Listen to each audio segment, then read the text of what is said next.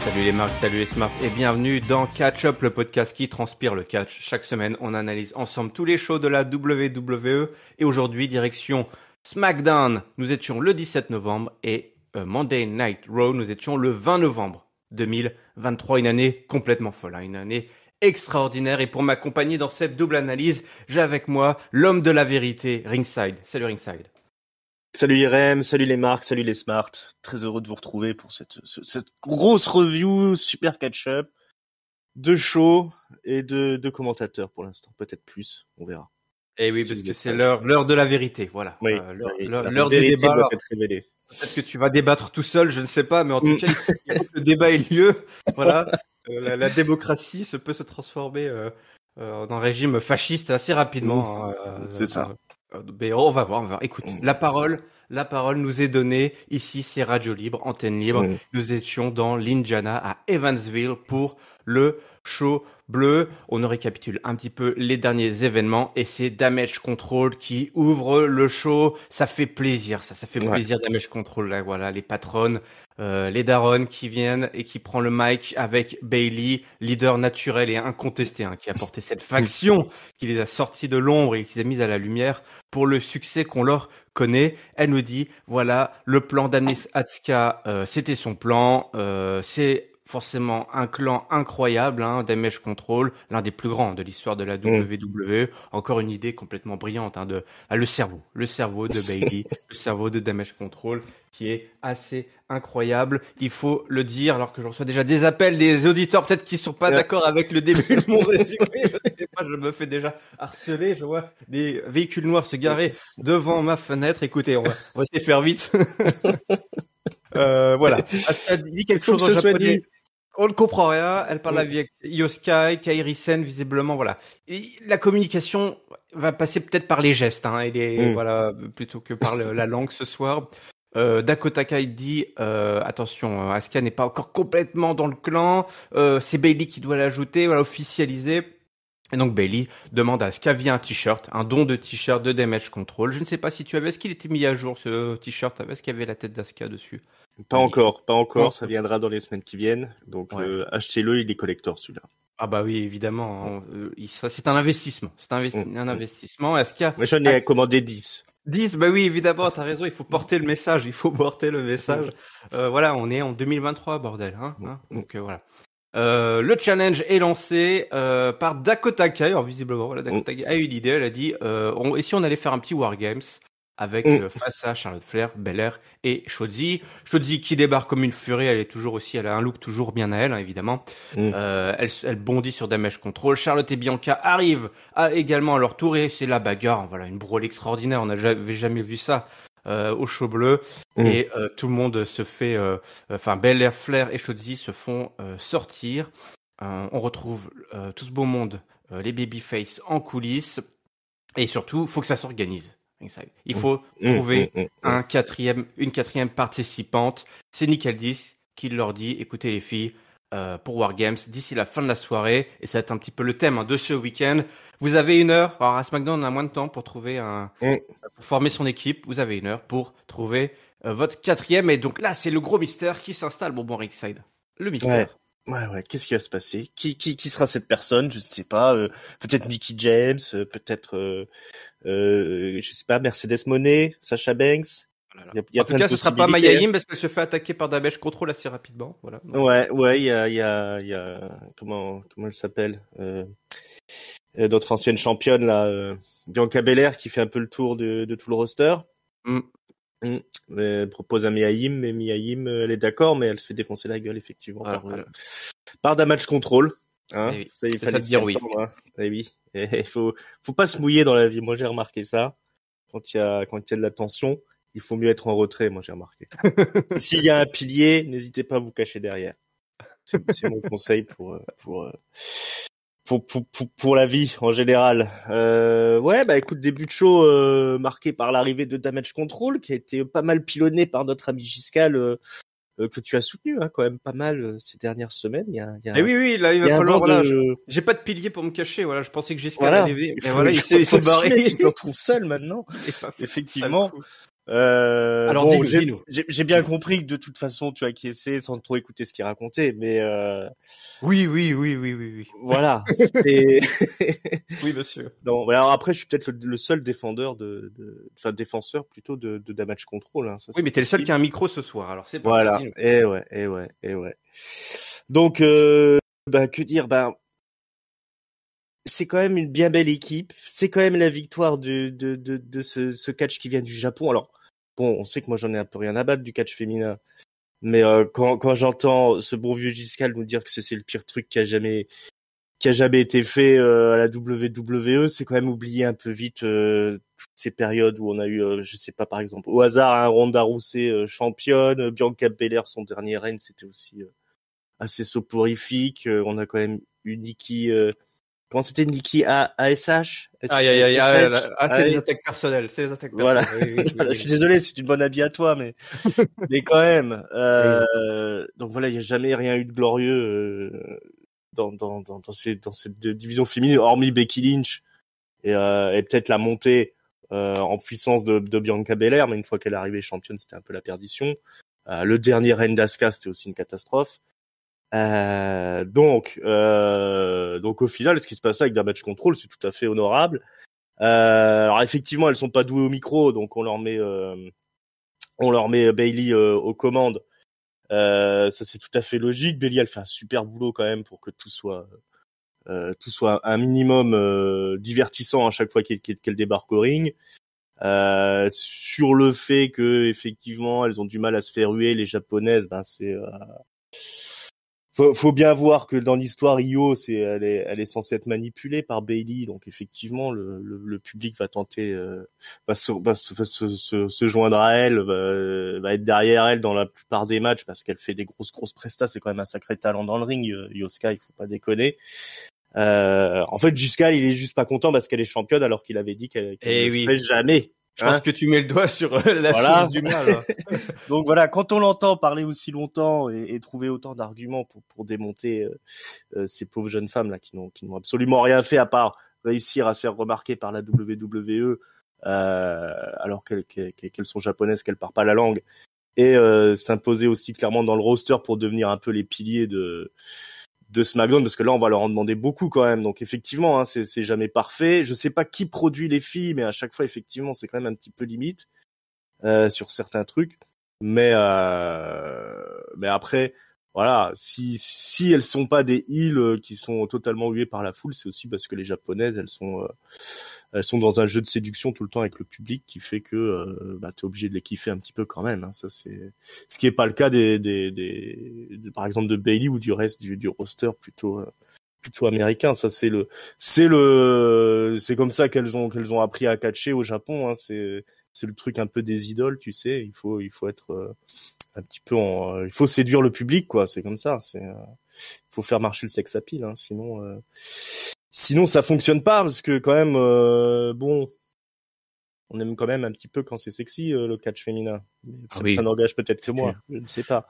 Mais voilà, donc pour cet opener, c'est vrai que Dakota Kai au micro, c'est peut-être la première fois qu'elle a eu le micro depuis 6 mois à peu près.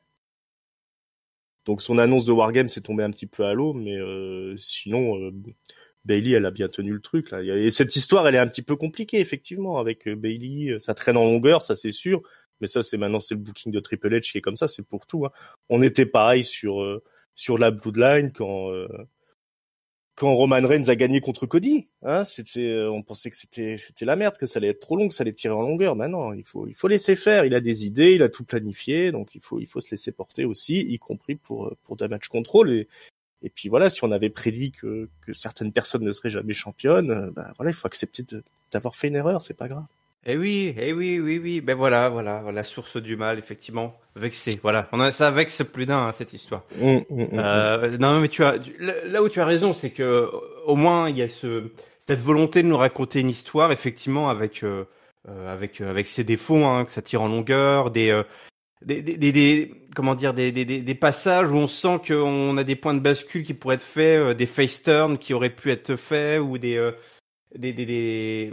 voilà, toute cette longue séquence où Sky était vraiment super over et on a commencé à construire une grosse mésentente avec Bayley. Finalement, on a laissé tomber. Moi, j'ai réfléchi un petit peu aussi, et alors au-delà des qualités et des défauts de chacune des catcheuses qui composent ce groupe, qui je pense ont toutes des qualités à faire valoir et qui est un groupe qui est sexy sur le papier quoi, et pas juste entre les cordes, mais comment dire, je serais ravi que Damage Control arrive justement à faire mentir, si je puis dire, ceux qui n'y croient plus trop. Mais là, clairement, on a vraiment une belle faction. Moi, voilà, c'est que là, aujourd'hui, si on me demande, j'en voudrais plus à ce qu'il y a en face de Damage Control. Mais c'est souvent comme ça. En fait, c'est l'opposition qui est un peu pérave. Oui. Parce que Charlotte, elle est pas trop motivée.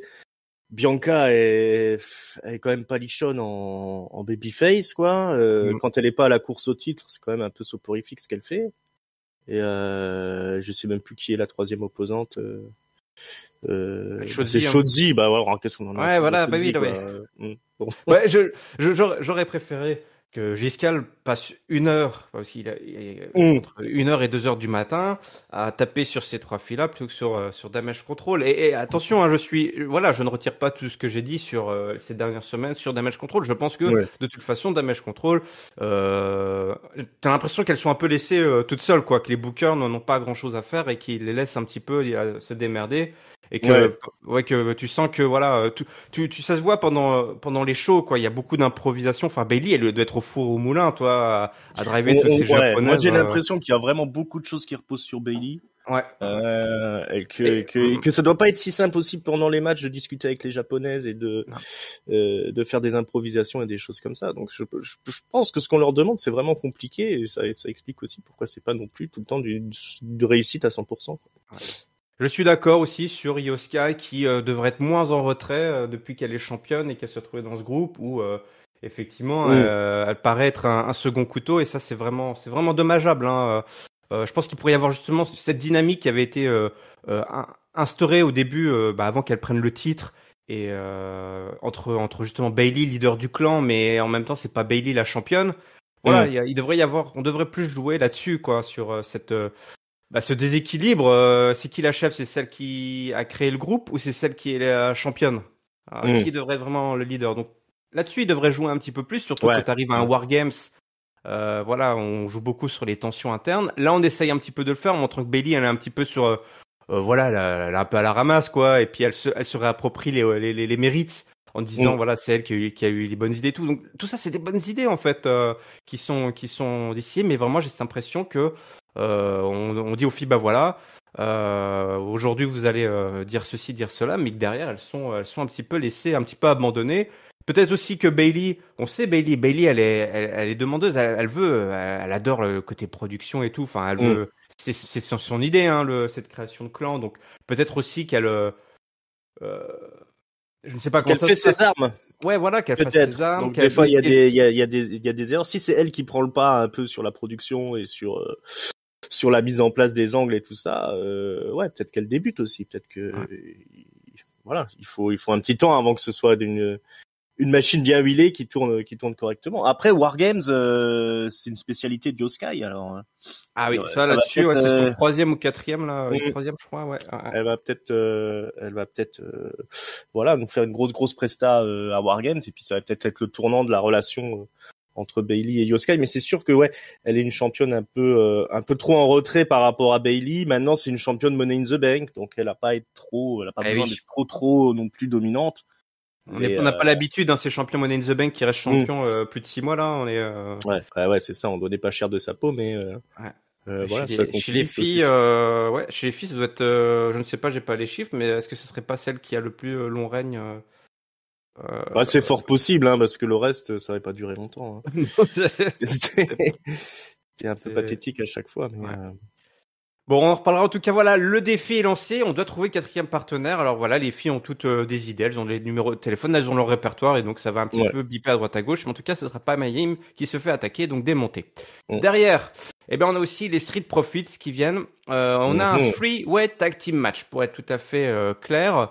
L'équipe qui va gagner ce match, Ringside pourra affronter les champions par équipe. Ah ouais, donc un match avec un enjeu, c'est bien.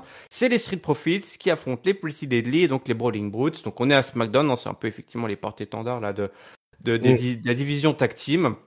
Des équipes qui sont déjà croisées plusieurs fois. Bobby Lashley dans les coulisses regarde le match. Il y a Bifab qui traîne dans les parages. Qui lui cherche du boulot. Hein. Ouais, t'es tout en beauté, ma belle. Allez, viens, on va discuter. Elle lui dit, t'es tout en beauté, mon grand. Allez, viens, on va discuter. Donc, visiblement, ils sont allés discuter.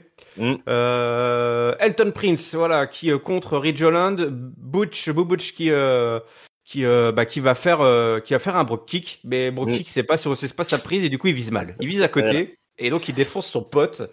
Parlons de un peu de l'eau dans le gaz comme on dit. Les Street Profits en profitent pour faire le tag. Butch et Elton Prince sont éjectés et les Street Profits qui en profitent justement pour porter leur finisher sur Ridge Holland pour la victoire. Ils sont rejoints par Bobby Lashley et pendant ce temps-là, Butch et Ridge se font un peu la gueule parce que c'est pas très bien passé pour eux cette histoire. Ouais, là c'est Ridge Holland qui est pas content. Est-ce qu'ils sont en train de nous teaser une scission au niveau des Brawling Brutes? Est-ce que ça y est? Est-ce que Ridge Holland en a marre de perdre tout le temps? Ça commence à le travailler. Ça commence à le travailler. Bon, ça, ce sera ce qu'on verra dans les semaines prochaines. En attendant, le match a été super. Je sais pas ce que tu en as pensé, mais moi je trouve ça super spectaculaire. Les mecs ils sont vraiment bons.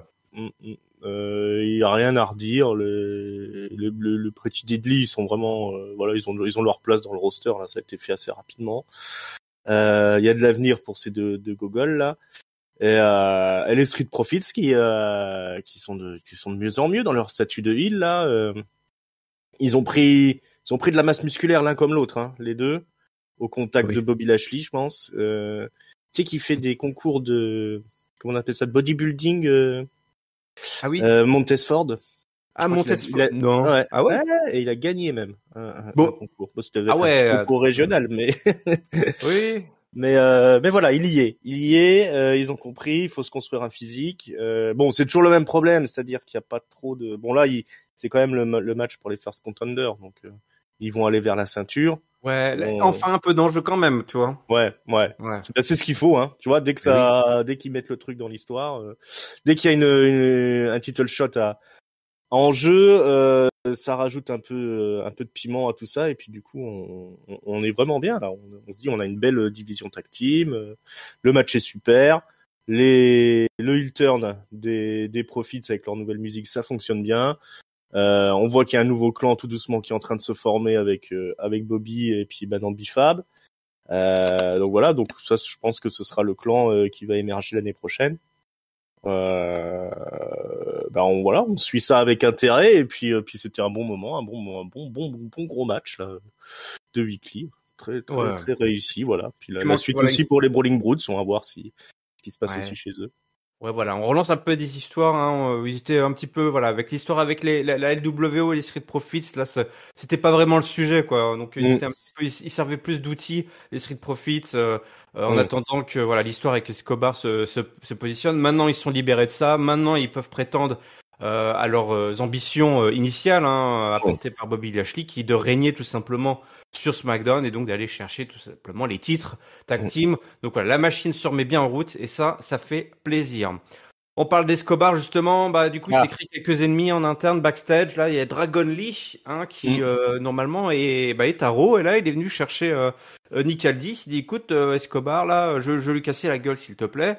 Donc il dit écoute tu vas d'abord faire tes preuves et pour faire tes preuves je t'ai cherché un autre mec qui fait des lucha things là. Il s'appelle Axiom, il vient d'NXT et si c'est ce soir tu vas montrer de quoi tu es capable. Ok, d'accord. Alors Dragon Lee du coup qu'est-ce qu'il fait? Il va aller battre Axiom dans un match de lucha, ça voltige dans tous les sens. Axiom si vous l'avez pas vu à NXT, c'est vraiment l'ancien A-Kid, un mec qui avait gagné notamment le NXT Heritage Cup et qui après a enfilé son costume de Power Rangers et qui vient faire une petite pige dans le show bleu face à Dragon Lee dont on a déjà loué. On a dit qu'il a fait du bon boulot là depuis sa montée et ce soir ça continue. On saute dans tous les sens, la petite powerbomb qui est placée, le running knee et puis le Destino. Hein. C'est un Destino. C'est un Destino ce finish là. Oui. Made in Japan. Hein. Made in Japan. Voilà ce moveset pour la victoire de Dragon Lee qui du coup a réussi son test hein, pour Nick Aldis. Ça, il faut le dire. Oui. Opération Dragon, ça s'appelle son finish qu'il a piqué. Opération Dragon. Ah ouais. Une action des années 80 là, c'est très bien. Bah, c'est le titre d'un Bruce Lee, Opération mais Dragon. Oui. Mais je sais pas si c'est le titre ricain. Faudrait voir. C'est Opération Dragon, hein, le nom de la prise, parce qu'il est mexicain. Encore une belle perf de Dragon Lee là, qui se fait bien voir là, à SmackDown. Alors il se fait recadrer quand même assez proprement par Nick Aldis quand il vient réclamer son match contre Escobar. Ah, c'est ça que tu veux? Bah tiens, t'auras autre chose. Il dit, tranquilo, qu'il lui dit. Tranquilo. Ouais, écoute, j'aurais essayé. Axiom qui fait aussi une belle prestation là. Je pense qu'il s'est fait remarquer, le petit. Il y avait rien il y avait pas de loupé dans le match. Hein. Tout était très spectaculaire. Il se fait acclamer par la foule. Il y a des DCs au somme. Donc voilà, chapeau les gars, chapeau le petit nouveau. C'est un Espagnol, Axiom, tu vois, quand même. L'international de la WWE, ça continue. Oui, ça c'est des vestiges de NXT UK finalement. Ouais, c'est ça. C'est le reste de NXT UK et du futur NXT Europe. Hein, tu te souviens de NXT Europe, ce fameux projet qui devait arriver en mars. Voilà, certains y ont cru. Écoute, belle performance pour les deux. Belle entrée d'Axiom. On sait pas s'il reviendra. Apparemment, c'est une décision de dernière minute. Il est toujours à NXT, mais font du beau boulot là, le Dragon Lee. C'est bien d'avoir. Alors, ça aurait peut-être plus sa place à Raw, un truc comme ça, des matchs. Parce que ça prend beaucoup de temps d'antenne quand même pour SmackDown, je trouve. Mais écoute, c'est pas désagréable d'avoir du bon catch. Un peu luchador SmackDown. Ouais, on va rester dans les lucha things si tu veux bien, puisque justement Santos Escobar vient, il a des choses à dire. Alors c'est pareil, on avait un peu tapé sur pas sur le pauvre Escobar, mais il a été il a été un petit peu poussé tout d'un coup là, alors que tout était un petit peu mis en stand-by. La soupe était froide, quoi. Bah oui, la soupe était froide. Ça avait gelé comme ça, voilà. Donc là, on réchauffe au micro-ondes et Escobar, il va devoir faire du boulot ce soir. Et écoute, moi, voilà, je suis honnête. Escobar, de toute façon, j'aime bien. J'aime pas trop ce qu'il faisait avec lui, le pauvre, ces derniers mois, mais globalement, avec ces gros, c'est quoi, c'est des couillons, des nazes, hein, les nouvelles Ouais, bah oui, il a fallu ils sont ridicules. Faut se les coltiner, hein. Lui, il en est sorti. Il s'en est sorti, physiquement et mentalement, et il nous dit, quand il était petit, son héros c'était Rey Mysterio. On dit Escobar, il vient d'une grande famille de catch, et lui, petit, c'était Rey Mysterio. Voilà, c'était son idole, et finalement tout le monde voyait en lui un peu il avait une pression qui était mise un peu sur ses épaules, hein, Escobar, parce qu'on voyait en lui le prochain Rey Mysterio. Alors, les prochains Mysterio, il y en a eu un paquet. Hein. Il y en a eu un paquet. Il était à l'école des prochains Mysterio. C'est qu'ils sont 32 par classe, c'est compliqué. Effectivement, la pression était forte. Et tout ça avec leur masque. C'est 619. 619.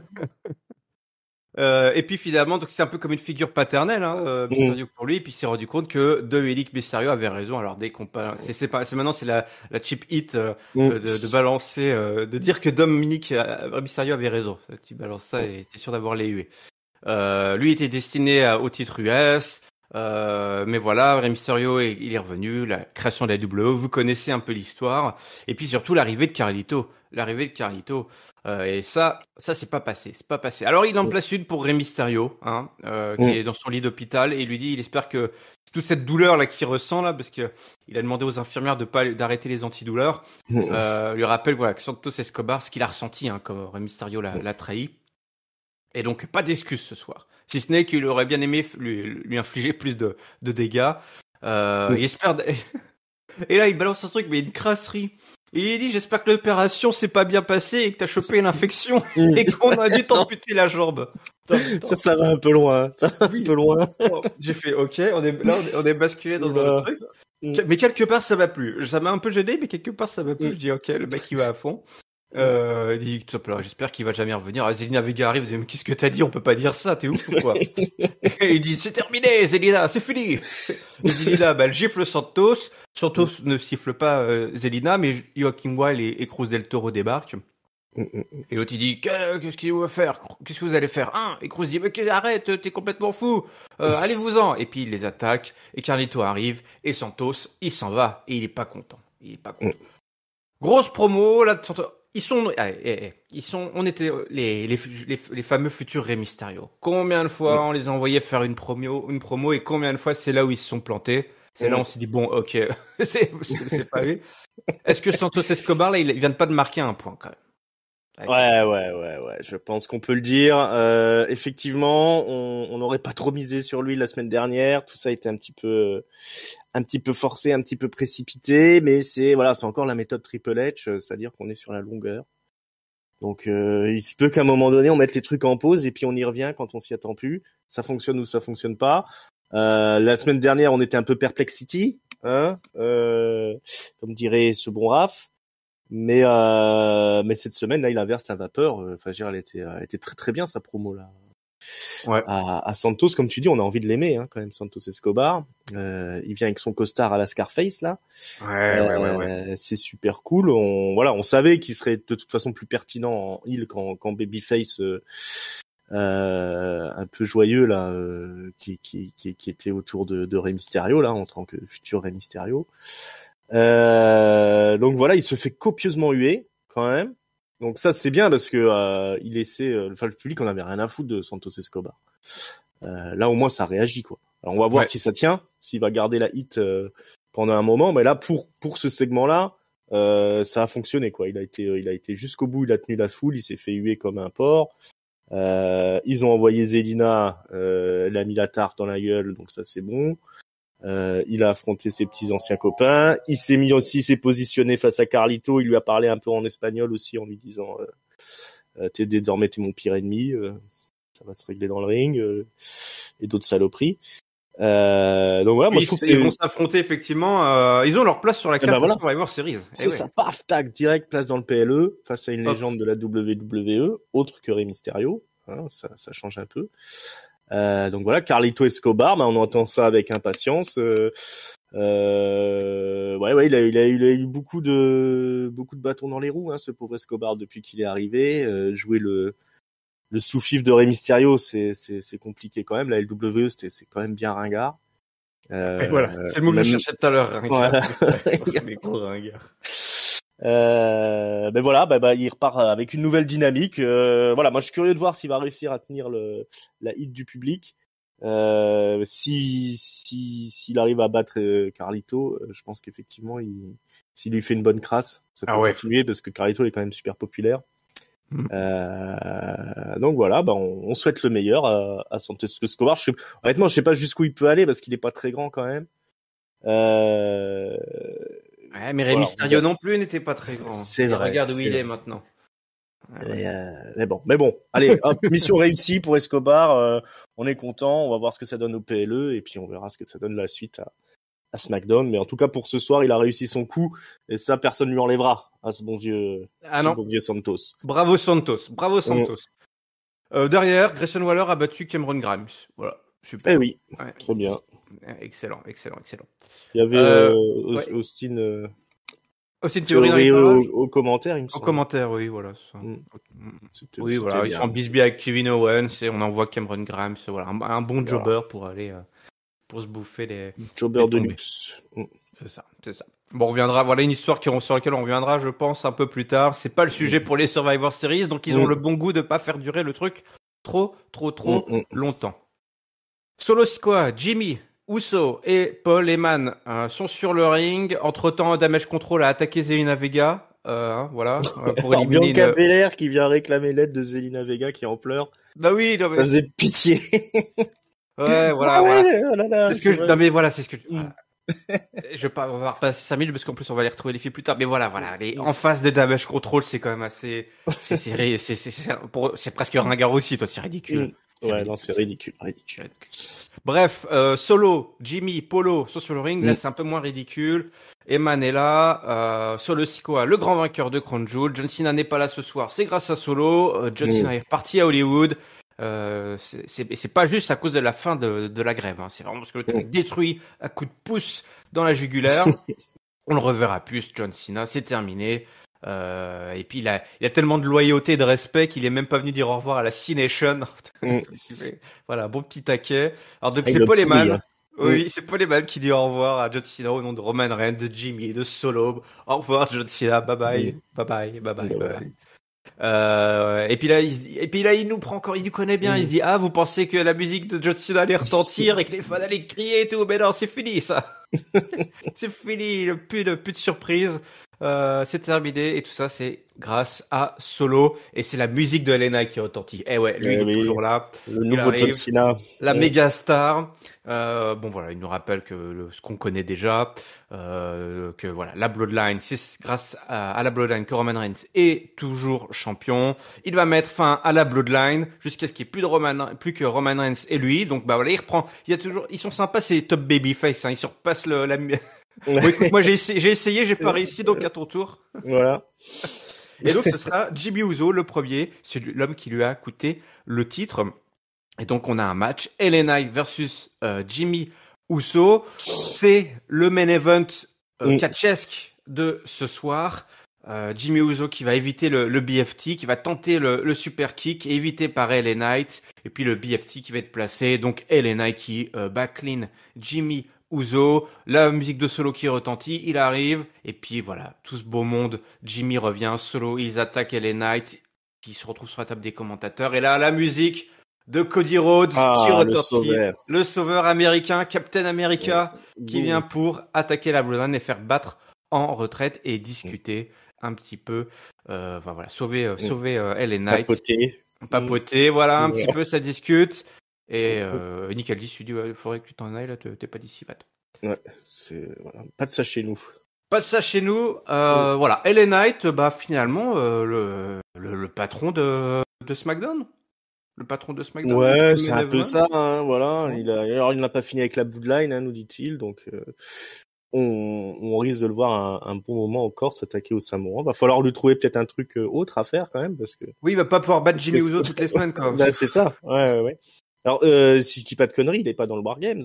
Non, bah on ne sait pas officiellement. On ne sait pas pour l'instant, ouais. Pour l'instant, on verra bien.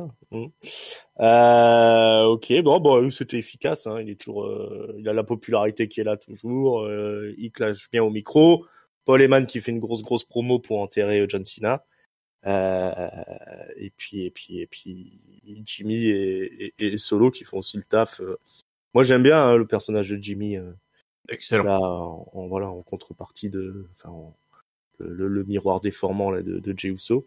Ouais. C'est assez super. Solo, il est imposé maintenant comme un gros caïd. Hein, il a une grosse victoire à son actif sur Cena.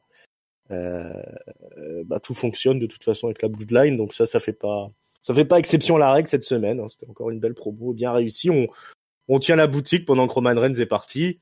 Oui. C'est toujours un peu moins bien quand il n'y a pas Roman Reigns, mais voilà, il faut il est pas là, qu'est-ce que je te dis? Il faut faire avec. Hein. On pas non plus chialer toutes les semaines. Hein. Bah non. Il reviendra l'année prochaine. Hein. Voilà, c'est exactement. Un peu de patience. C'est vrai que là, il va falloir oui, c'est ça. En attendant, c'est vrai que LA, il va falloir qu'il s'occupe un petit peu parce que voilà, ça va vite tourner. Il va falloir lui trouver quelque chose. Donc on verra. Est-ce que ce sera au Survivor Series? Est-ce que ce sera après les Survivor Series? De toute façon, on arrive bientôt au Rumble, hein. Donc bon, ça va passer vite. Hein, ça va passer vite. Et écoute, ça s'est pas terminé là, puisque derrière, les filles, n'oublions pas, elles avaient une mission, et ça n'allait pas trop, hein. Elles s'étaient retrouvées là juste avant faire un petit point. Alors, t'as réussi? Bah non, elles arrivaient un peu à court d'options. Sauf Charlotte qui dit, écoute, j'ai envoyé 2 filles à l'hôpital. Ouais, c'est pas des victimes collatérales de les conneries quoi. Et Charlotte visiblement a une amie dans son téléphone qui a une vieille copine. Elle connaît des gens apparemment. Ouais, une vieille copine qu'elle a toujours, ça c'est étonnant, elle l'a toujours dans son téléphone. Bien sûr. Et en fait, donc Bianca Belair arrive avec toute sa clique. Elles acceptent Wargames. Donc oui quand même. Il y a un petit timing qui était vraiment bizarre pour annoncer Wargames des filles. Et puis il dit voilà, il y a qu'une seule personne qui peuvent être à leur côté pour ce Wargames. Damage Control est là en face pour un petit peu les provoquer. Et c'est Becky Lynch qui arrive. Alors l'arrivée la plus comment dire ouais, c'est ça. Arrive par la foule. Qui arrive par la musique. Tu entends la foule qui fait oh. Et puis hop, elle arrive par un coin de votre écran et elle se glisse ni vu ni connu au milieu des trois autres pour montrer sa tronche. Et donc c'est bien Becky Lynch une fois de plus qui rejoint le Survivor Series à la dernière minute, parce que je crois que c'était déjà le coup qu'ils avaient fait l'année dernière. Ouais. Il me semble. Oui. Ah bah non, c'est que depuis l'année dernière qu'il est dans le main roster. C'est l'invité de dernière minute. C'est ça. Bah, comme donc, aux Anives, moi, à chaque fois que j'organise un truc, elle arrive à la dernière minute. Faut la connaître, c'est comme ça. Pareil, comme ça, au moment où il y a le soufflet de gâteau, hop, elle vient de se glisser, personne ne la voit arriver. C'est ça. Et donc, ça se termine en brawl, alors une brawl évidemment. Pathétique. Voilà, athétique, voilà. Avec des temps morts et des temps faibles, c'est vrai que c'était une brawl pas super chorégraphiée, mais bon, c'était. C'est-à-dire qu'à la fin, t'as quand même le stare-down. Il y a un moonsault de je sais plus qui. Je sais pas si c'est Charlotte ou Io Sky qui fait un moonsault sur tout le monde. Et ça se relève et il y a Io Sky et Charlotte qui se regardent pendant 30 secondes. Ah oui, ça, le face-off. Le face-off un peu bizarre là. Ouais. Ça faisait très très bizarre à l'écran. Je pense qu'elles attendaient, elles pensaient qu'il y avait peut-être la rediffusion du moonsault à l'écran. Et du coup, elles attendaient, tu vois, que ça passe.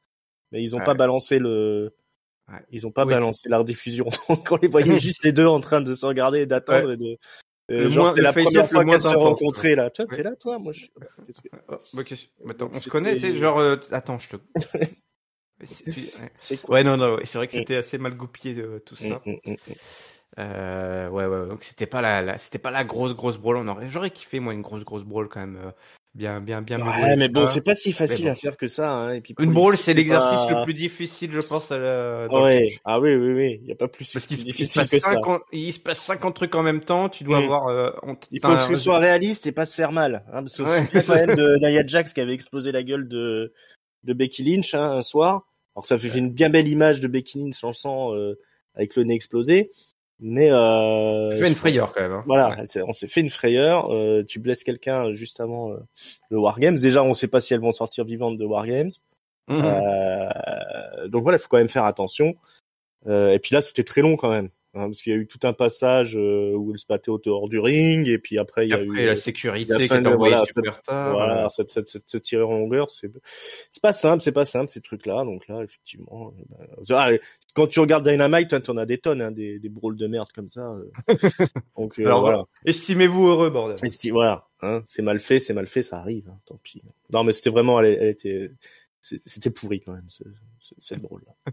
Bon, justement, c'est l'heure du mot de la fin, mon bon Ringside. Il va falloir chercher un top, un flop et une note pour ce show bleu du 17 novembre. Qu'est-ce que tu as aimé, qu'est-ce que tu as moins aimé dans cet épisode?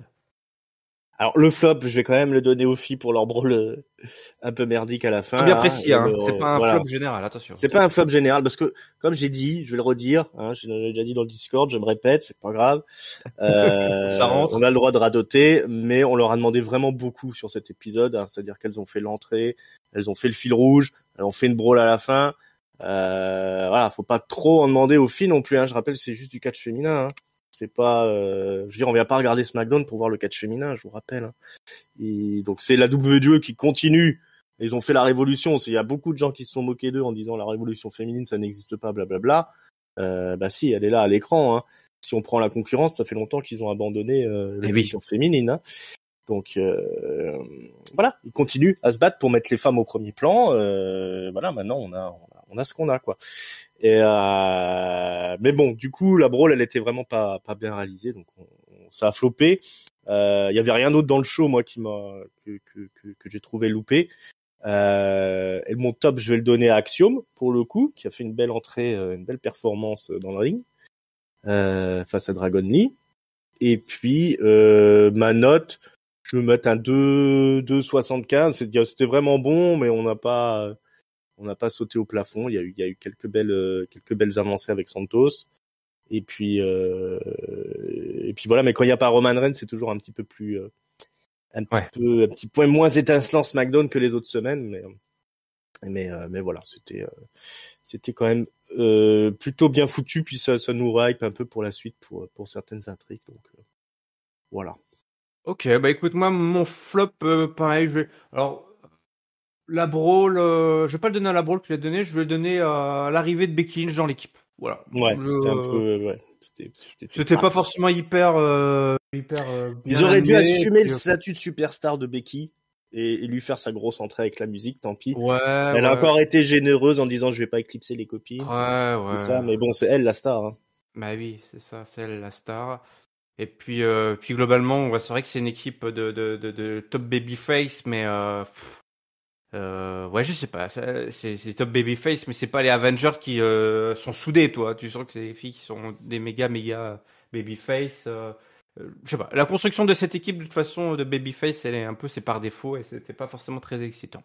Ouais, elle fonctionne pas en équipe. Ouais. Ouais. Mon top, par contre, moi, je vais le donner à Escobar. Escobar a sa promo. Ouais, Escobar mérite aussi. Ouais. Bel exercice qu'il a réussi. Voilà, comme je dis, il y en a pas beaucoup des latinos là qui ont réussi cet exercice de la promo après avoir trahi Rey Mysterio. Ils sont nombreux à avoir essayé, ils sont nombreux à être tombés. Et puis ma note, ouais, je vais donner un peu comme toi 2,75. Parce que finalement on sentait pas trop le Survivor Series. Il y a pas beaucoup le roster de SmackDown n'est pas énormément concerné par les Survivors. Alors Escobar a réussi à gratter un match dans le PLE avec les dents. Bah ouais, face à Carlito, mais peut-être que ça en dit long sur sur cette carte là qui laisse beaucoup de temps et beaucoup de place forcément aux Wargames. Mais à contrario, le Wargames défi n'a pas eu autant d'attention que chez les mecs côté Monday Nitro, et c'est dommage, je trouve qu'il n'y a pas eu plus de soins apportés sur ce Wargames féminin. On a bien vu les annonces de Wargames, ça vient de tomber là seulement, et il y avait pas beaucoup d'emphase quoi. Nick Aldis, pourquoi c'est pas Nick Aldis qui a annoncé le Wargames, tout comme Adam Pearce, tu sais, justement.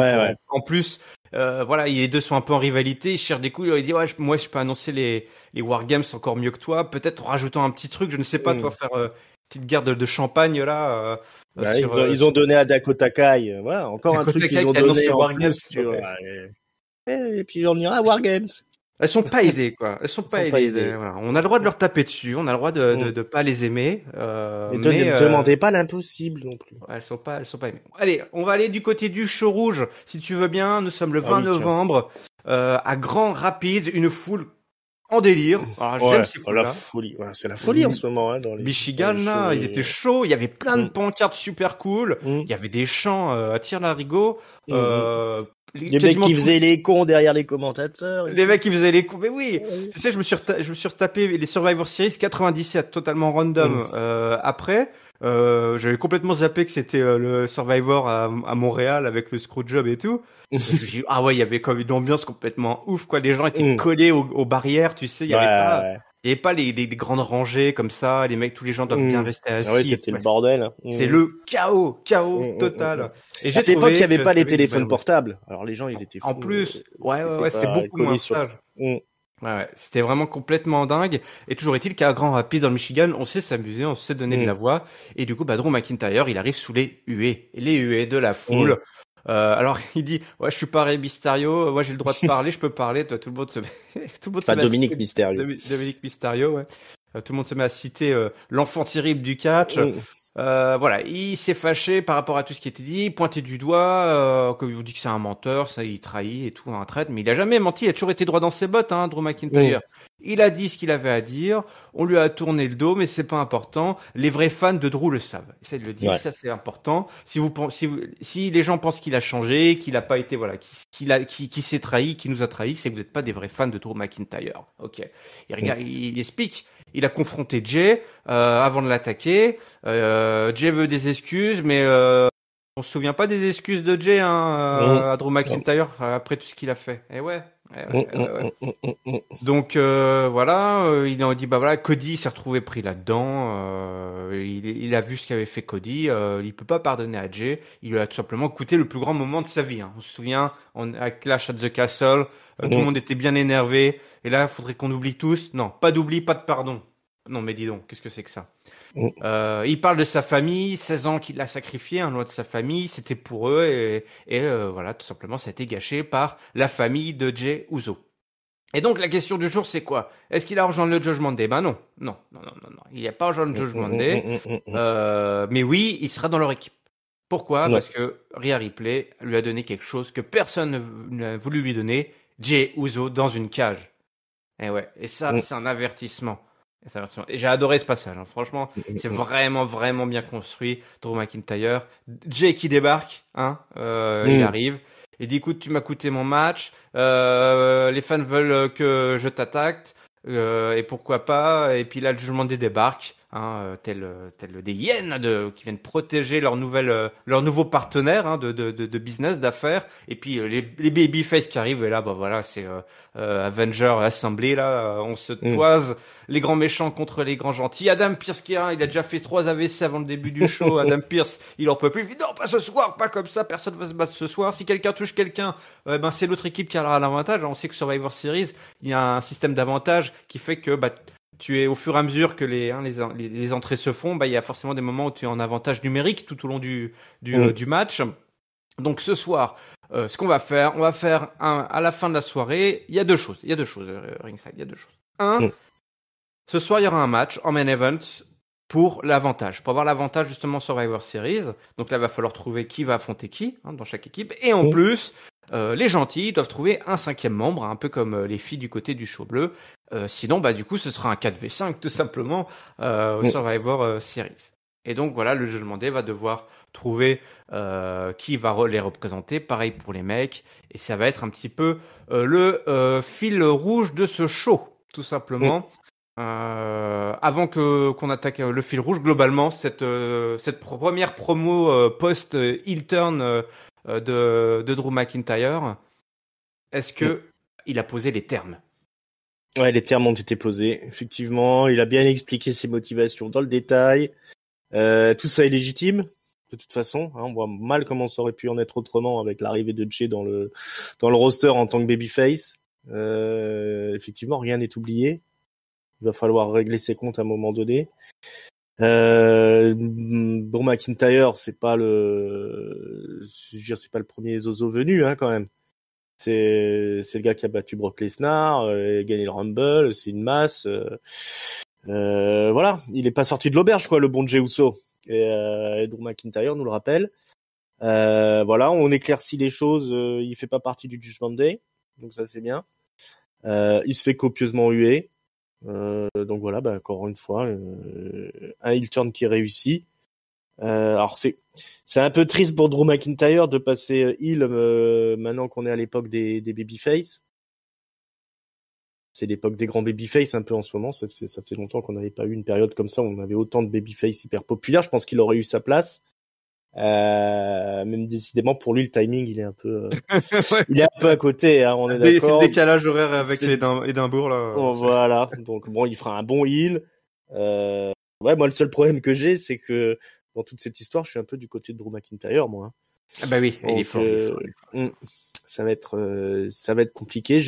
Voilà, j'ai hâte de le voir botter les fesses de Jey Uso et puis d'un peu tout le monde là, parce que quand même on le prend un peu pour un con, ce bon vieux Drew McIntyre qui est quand même un colosse, qui avait quand même mis la pâtée à Roman Reigns, et il a fallu du monde pour lui faire perdre à Clash at the Castle.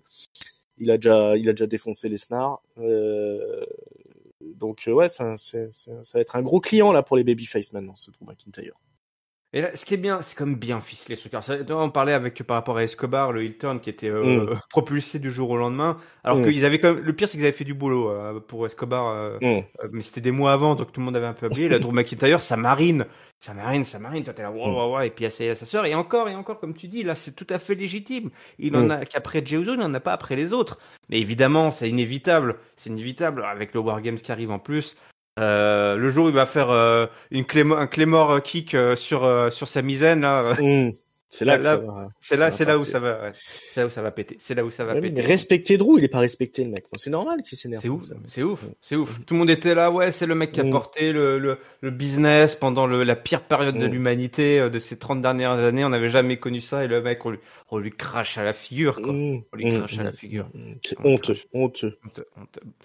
Donc derrière on aura un petit fil rouge, mais ça je veux le garder pour quand on arrivera au main event, le recrutement. Rapidement, Nia Jax versus Raquel Rodriguez. Écoute, je le dis, moi je pose mes termes aussi. Excellent match de Golgoth. Moi Nia Jax, elle marque des points. Je ne sais pas, 2023 est une année très bizarre, il faut le dire.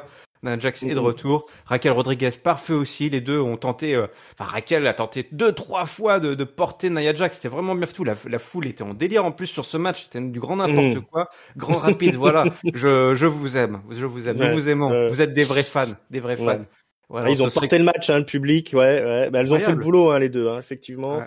C'était, je pense que Nia Jax, elle a offert le meilleur match à Raquel Rodriguez, là, depuis qu'elle est arrivée, dans le main roster.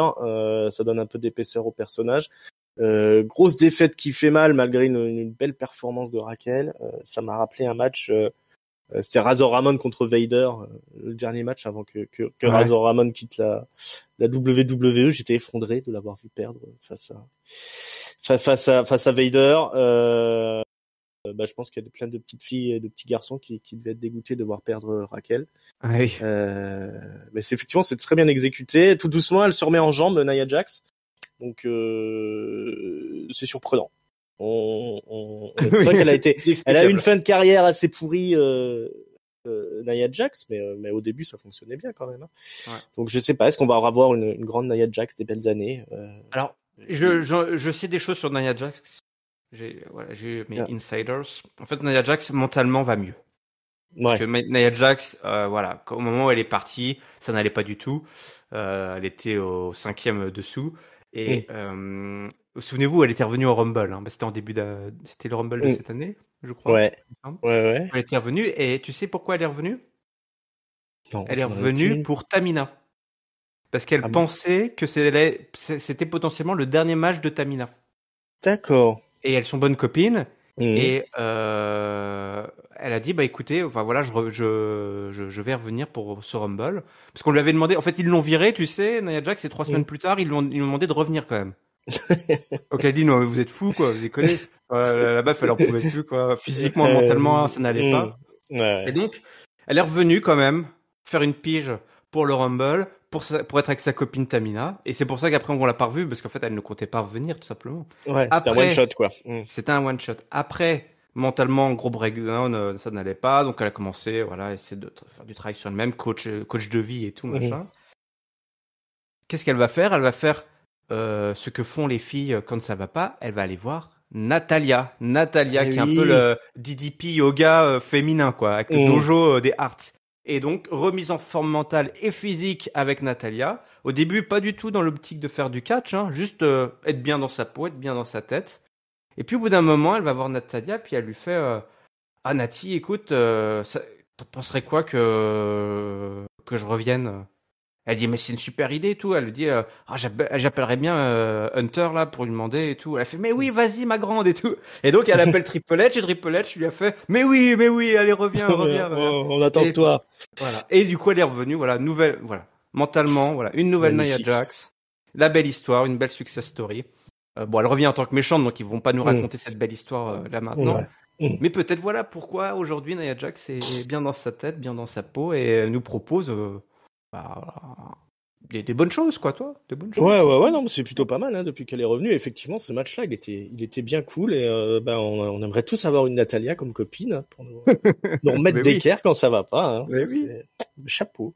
On la reverra plus tard, Natalya. Chapeau, les chapeaux, c'est pas toujours de très bon goût, ces chapeaux à Natalya. Mais voilà, donc victoire de Nia Jax avec sa grosse descente des fesses, là, le banzai drop là, qui est écrasé, la pauvre Rodriguez qui est tentée pour la 3e fois de la porter. C'était bien ficelé, vraiment un très bon match. Côté féminin, là, ça fait plaisir. On dit des bonnes choses sur les filles, vous voyez, il suffit d'écouter catch-up. Ça dépend des commentateurs, mais voilà, on dit des choses bien. On va rester chez les filles parce qu'on garde le fil rouge. Becky Lynch versus Aya Yi. Alors là, par contre, c'est autre chose. On ne sait pas trop. Mais écoute, je mange mon chapeau aussi. C'était un très bon match entre Becky Lynch et Aya Yi. pareil, pas aider les filles. La pauvre Zayali qu'on a fait, qui courait après Becky Lynch pour avoir un title shot, je sais pas trop quoi. Finalement, elle va l'avoir le lendemain à NXT. Je ne sais pas ce qui s'est passé, je ne veux pas savoir, mais voilà, elle avait un title shot pour le titre. Il y avait la championne NXT dans le public. Si voilà. Moi, je l'ai pas vue, mais elle était là. Moi, je l'ai pas reconnue parce qu'elle n'était pas c'est pas les mêmes maquilleurs à Raw et à NXT, donc elle ne se ressemblait pas du tout, effectivement. Puis on l'a pas revue derrière. Mais un match, très très solide, très intense. Becky Lynch qui veut absolument faire des matchs de 15 minutes contre toutes les low-carders de la division féminine. Donc ça fait des super plays dans tous les sens, des gros coups de pied. Zayali, elle tue des gens avec sa semelle. D'ailleurs, Becky Lynch, il y a un moment où elle va voir si l'arbitre va voir, elle était KO, pas KO, parce que la semaine dernière, elle était KO et tout. Je suis pas KO. Donc là, elle prépare son deuxième coup de pied, mais Becky la repousse. Et derrière, elle va faire son Manhandle Slam pour le compte de 3. Après 10 bonnes grosses minutes, je pense, d'un match assez compétitif. Voilà ce qu'on veut voir. Voilà. Là, c'est un beau petit programme, un bon petit match qui aide Zayali à montrer un petit peu ce qu'elle sait faire entre les cordes. Propre. Becky Lynch, elle est en pleine possession de ses moyens depuis qu'elle est revenue de blessure là. Je pense qu'elle pourrait catcher avec un balai. Ça resterait impressionnant. Et du coup là, ça fonctionne bien avec Zayali, comme tu dis. Elle a montré aussi un peu ce qu'elle pouvait faire. Elle a bien été mise en valeur. Elle a bien été mise over par Becky qui fait du très bon boulot. C'était pas la rivalité la plus trépidante de ces dernières semaines. Le truc du coup de pied qui envoie les gens à l'hosto, c'est un peu pourrave, mais bon, pour le coup, le payoff est plutôt pas mal. Ça reste de la low card, mais ça montre tout le talent de Becky Lynch quand même. On sait qu'elle va pouvoir affronter n'importe qui. Elle sortira un grand match, quoi. Ouais. Derrière, la brawl, puisque Damage Control vient foutre le bordel. Eh oui. Ouais, voilà. Damage la classe Control. Quand elle descend du public, là. J'avoue, c'était pas mal. De Misfits, là. Et là, la brawl était rapide et bien exécutée. Exactement. On a corrigé le tir de ce qui se passait. Faut aller à Raw, pour que ça se passe mieux. C'est ça. Voilà. Et puis voilà, les méchantes qui repartent, qui se font chasser par les Babyface. On continue parce qu'il y a toujours du gros programme. Monday Night Raw, c'est 3 heures. Ludwig Kaiser, Giovanni Vinci, ça dit pareil, c'est bien écrit tout ça. Voilà, Kaiser, il est pas content. Il dit c'est moi. Je suis sous ta responsabilité. Qu'est-ce que c'est là? T'en fais pas qu'à ta tête. Et Vinci qui un petit peu se rebelle. Toi, il dit, moi je ferais bon ce qu'il y a pour Imperium. Toi, il dit pas, je ferais bon ce qu'il y a pour toi, je ferais bon ce qu'il y a pour Imperium. Et puis Gunther a aimé ce que j'ai fait. Et là, Kaiser dit Gunther m'a dit que j'étais le responsable, alors tu restes en coulisses pendant que je m'occupe de Gargano. Ok, d'accord. Le match arrive, Gargano versus Ludwig Kaiser. Kaiser qui veut, qui fout un énorme coup de genou sur Gargano. Il y a Tommaso Ciampa qui est dans les parages. On sait qu'il y a du grabuge depuis plusieurs semaines entre tout ce beau monde. Vinci qui peut pas s'en empêcher, il vient à ringside pour donner quelques consignes, le plan de jeu pour dire Kaiser, tu devrais faire comme si ça. L'autre il dit mais qu'est-ce que c'est que ça, va-t'en. Il lui dit des insultes en allemand. Gargano qu'on profite pour refaire son DDT, la slingshot DDT, pour le compte de 3. Victoire de Gargano. Aïe. Un petit peu plus tard, dans les coulisses, Kaiser, Vinci se disputent et Gunther arrive et il demande aux deux de s'expliquer. Il est pas content. Kaiser dit oui, j'avais dit qu'il reste ici, tout allait bien, j'allais battre Gargano. Et Gunther, il dit toi, Kaiser, t'écoutes jamais. Je pensais vraiment que tu pouvais élever le prestige d'Imperium, mais tu m'as déçu. J'applaudis l'effort de Vinci et peut-être que j'ai pas mis la bonne personne en responsable en charge de ce groupe. Donc maintenant vous allez voir, je vais aller faire le boulot en affrontant, en allant me frotter aux mises. Bon, c'est pas mal cette grosse séquence. On va parler juste après de la promo. C'était plutôt bien ficelé, c'est pareil, ce petit Imperium. Non, c'est excellent ce qu'ils font avec Imperium. Le match était vraiment super, très très impressionnant. Il est vraiment bon, Ludwig Kaiser là. Ah oui. Derrière Gargano, on sait qu'il s'est catché Gargano, donc du coup ça donnait un super match très spectaculaire. Rapidos, moi j'ai trouvé qu'à la réalisation, il faisait beaucoup moins de cuts sur ce match-là que d'habitude. D'habitude quand t'as un coup qui est porté, tu sais, t'as un changement de caméra qui se fait pour donner plus d'impact et puis pour éviter qu'on voit que si les coups de poing passent à côté. Là, je sais pas si c'est le mec qui s'occupe le producteur du match qui leur a dit de laisser la caméra tourner sur les trucs parce qu'ils ont un catch qui est quand même plus séquence. Ouais, voilà, ils ont un catch qui fonctionne mieux quand tu laisses quand t'évites de faire des cuts comme ça. Du coup, c'était vraiment un chouette match avec un petit feeling indie comme ça. J'adore le Gunther là qui les prend vraiment pour les cons, les deux petits nazis là. Un jour il met un le patron, le lendemain l'autre sans qu'il y ait vraiment de raison. C'est assez magnifique. Non, il y a rien à redire, c'est vraiment de la bonne low card. Et puis je suppose que Kaiser il doit s'éclater là. Ah oui. Parce que c'est devenu un des piliers de Monday Nitro. Le mec c'est un Allemand. Hein, il y a pas si longtemps là, il faisait des matchs à la foire. À la saucisse là, là il est vraiment dans le roster et c'est un des piliers de l'émission. J'attends des grandes choses de son côté là. Puis ça redonne un petit peu de peps à Gargano hein, qui lui on était pas loin de l'accident industriel quand même. Même dire qu'on est en plein dedans, mais oui. Voilà. En tout cas c'était un super moment. Voilà, ça met de la saveur à Monday Nitro, c'est assez excellent ça. Hein. C'est là qu'on voit qu'on est dans une belle période. Ah ouais. Franchement, même même là, voilà des factions que ça, des petites storylines de mid-card. On a vraiment des mecs qui sont investis dans leurs personnages avec des belles dynamiques c'est très divertissant et en plus contre les cordes derrière ça délivre. Eh bien c'est très bien. Oui, Gargano, il faut qu'il reste pas loin d'Imperium. Hein. C'est le mieux qu'il puisse faire, je pense, parce que effectivement. De toute façon, oui, faut qu'il reste en tag avec machin. Ils en feront pas la superstar qu'ils voulaient. Hein, en parlant de tag, juste avant qu'on parle du face-off, il s'est passé une petite séquence en coulisses justement avec tout ce qui se faisait de tag team, sauf Imperium en l'occurrence. Voilà, ça se chauffe et Adam Pearce annonce tout simplement que la semaine prochaine il y aura un tag team turmoil. Donc c'est par élimination, enfin c'est chacun son tour, hein, c'est ça. J'en sais rien, on verra. Oui, j'ai aucune idée de ce que ça peut être. Oui, c'est un tournoi par élimination. Ok, c'est comme un gauntlet alors. Un gauntlet, voilà, merci. Je crois que c'est un gauntlet, mais pour les tag teams. Ok. Ça fait longtemps qu'on en a pas eu. Et donc tout le monde est content. Et puis derrière, Nick Aldis et Adam Pearce disent il faut qu'on parle. En se chauffant. Et c'est vrai, on ne les reverra pas, hein, il me semble, on ne les reverra pas. Et c'est vrai il s'est passé un petit truc, on fait une petite parenthèse très rapidement. Finalement, nous avait un petit peu monté le chou là entre Adam Pearce et Nick Aldis, grosse tension à l'arrivée des Survivor Series. Ça c'est un petit peu retombé. Et puis là, tout d'un coup, les mecs cherchent des noises.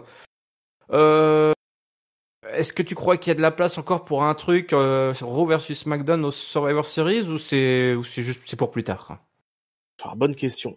Je sais pas où ils nous emmènent avec ces deux-là. Effectivement, comme tu dis, on nous teasait l'affrontement Raw SmackDown. Peut-être que c'est quelque chose qui vont nous sortir à SmackDown vendredi. Je sais pas. Il y a plein de possibilités avec ces deux-là. Ça fait longtemps qu'on n'a pas eu deux men general managers comme ça qui sont équivalents d'un côté comme de l'autre, qui ont une position qui est plutôt face de chaque côté. Enfin, c'est assez nouveau, c'est assez novateur ce qui se passe là. Donc on va voir venir, on verra bien. On va voir venir. Bon, ce qu'on voit et ce qu'on entend, c'est le Miz. Pour le Miz TV. Ah ouais, pareil, une promo de Babyface qui va arriver avec un. Il faut la voir la promo là. Ah ouais, excellent. Il y a beaucoup de choses vraies qui sont dites dans le catch en ce moment. La WWE, il faut écouter ce qui est dit. Avant de confronter Gunther, il a un petit mot à nous dire. C'est le respect. Et depuis ça fait 20 ans de carrière, le Miz quand même. Et le respect, ça a toujours été quelque chose. Alors, du respect qu'il a eu, mais le respect qu'il n'a pas eu également, ça on y reviendra. Mais lui avait toujours le respect, des catcheurs, des fans, des gens dans les coulisses. Par contre, le respect de Gunther pour ce que le Miz a réussi, il n'y a pas. Et ça, du coup, ça le titille. La musique de Gunther vient rapidement interrompre le Miz. Elle dit écoute, faut qu'on clarifie les choses, c'est pas une histoire de respect, et c'est tout simplement que j'en ai pas du tout, c'est pour toi quoi, il le respecte, enfin c'est l'absence de respect en fait qui définit la vie que j'ai sur toi.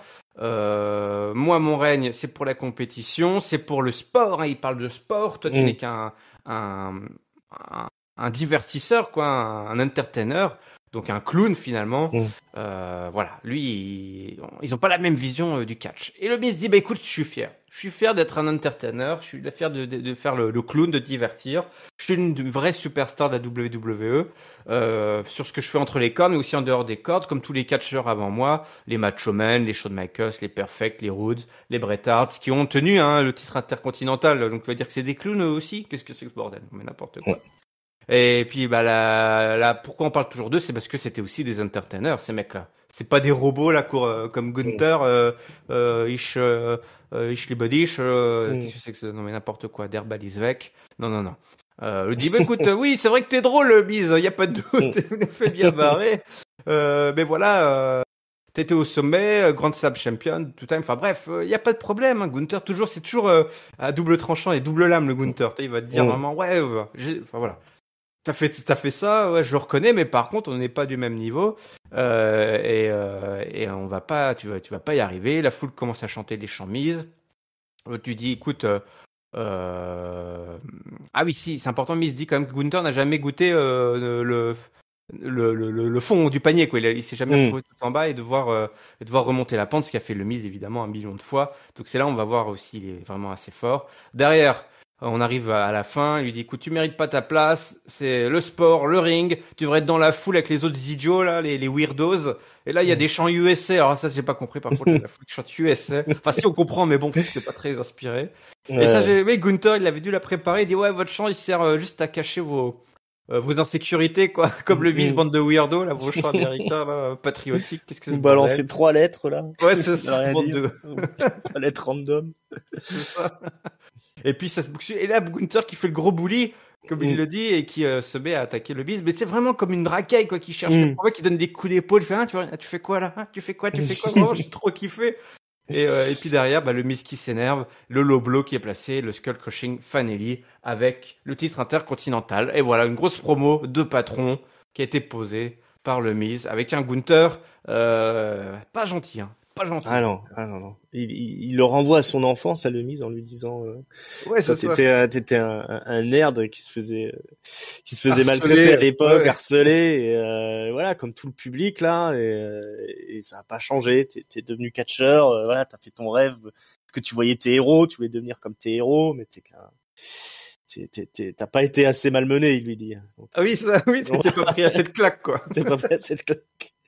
Et il lui met un big boot dans la face, hein, au Miz qui est par terre. Il faut que le Miz place le low blow là en traite pour prendre le dessus sur Gunther. Voilà, hein, on pensait que le point faible de Gunther c'est les promos.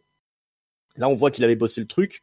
Ouais. Il a envoyé des pics qui étaient bien violentes au Miz qui comme d'habitude lui nous a sorti son CV. Toujours avec un beau déroulé, tout ça, il a bien porté la foule.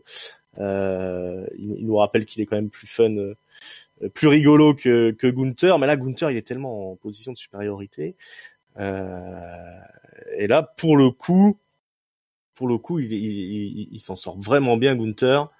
Je crois que c'est une promo qui va faire date pour lui dans sa carrière là, parce qu'il a réussi à tenir tête au Miz. Ça c'est pas tout le monde qui arrive. Moi j'étais dans mon fauteuil là, j'ai savouré chaque seconde de cette promo là qui était vraiment excellente. Effectivement, comme tu dis, la fin là, quand il commence à bousculer le Miz, on se croirait dans dans un couloir de lycée là, quand il a 2 doigts de l'enfermer dans son casier, ouais. Dans son casier, voilà, et lui tirer le slip. Non, c'est vraiment excellent. Je suis hyper hypé pour le match. Le Miz nous fait vraiment croire qu'il va gagner. Je pense que ça va être un très très très très bon moment, ça, à War Games. Et en tout cas, on aura une super promo ce soir là, et un beau Gunther là, qui s'est bien imposé. Encore une fois dans son, voilà, pareil lui, hein, aussi, sacré carrière, hein, pour Gunther, chapeau le mec. Hein. Ouais. Un beau glow up comme on dit sur internet, voilà, qui effectivement Gunther est incroyable dans cette séquence qu'il faut garder, voilà, à mettre à l'école, dans les petites cassettes qui passent dans les écoles de catch. Voilà. Cette séquence aura toute sa place. Ivar et Valhalla envoient un défi à Bronson Reed, un défi divin. La terre va trembler dans une semaine. Ivar versus Bronson Reed à Raw. Derrière, on a Nakamura et Chad Gable qui s'affrontent. Nakamura, qui avait attaqué Chad Gable, il descend les Alpha Academy un par un. L'Alpha Academy, mais qui était fantastique ce soir, une fois de plus leur rentrée avec leur thank you, là, le cortège. Gable, c'est un dieu du catch. Alors, il y en a plusieurs, hein, c'est le Mont Olympe, il y a plein de dieux. Lui, c'est un petit dieu, c'est un petit lutin, un santon divin. Mais il est vraiment très très fort. Il y a eu plein de séquences pendant le match où l'Alpha Academy était deux concerts comme ça, ils font les thank you tous ensemble. C'était très très drôle. Bon, Nakamura qui est venu pour tuer des gens, hein, placer les Kinshasa, attire l'arigot. Gable qui place ses souplesses, les full Nelson souplesses. Le moonsault qui est bloqué, le ankle lock qui est placé, et Nakamura qui parvient à faire un petit roll-up alors que Gable l'avait bloqué dans un coin. Le coussin qui avait sauté, un des turnbuckles qui avait sauté. Alors, parce qu'il a foutu le japonais, mais d'habitude ils font ça discrètement, mais il a chopé le coussin, il l'a balancé, ça s'est retombé. Et bref, la petite victoire en filou, enfin à la malice de Nakamura. Et puis donc l'Alpha Academy qui se retrouve avec un 3-0, enfin 0-3 plutôt là face aux Japonais. Donc coup dur, va falloir rebondir au Tag Team Turmoil peut-être la semaine prochaine pour l'Alpha Academy qui va nous proposer une belle prestation.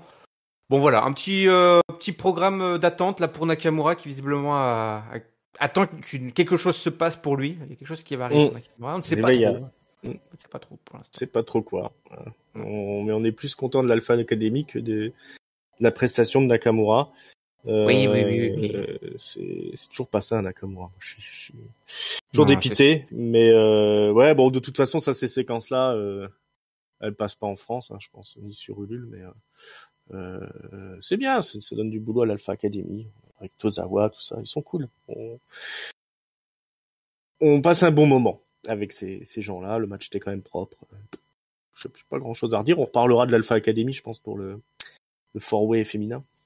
Et oui, effectivement, j'allais y revenir, j'allais dire, avant d'attaquer Main Event, je reviens un petit peu en arrière, parce qu'il y a eu une grosse séquence division féminine, et du coup, il y a eu pas mal de choses qui ont été dites ou faites. Alors, on a eu quelque chose, Chelsea Green, Piper Niven, son nouveau look, là, j'adore, là, c'est bien, c'est très bien, elle commence à être bien à l'aise, cette équipe marche bien, ça discute avec Adam Pearce, qui est toujours en vie, je vous rassure.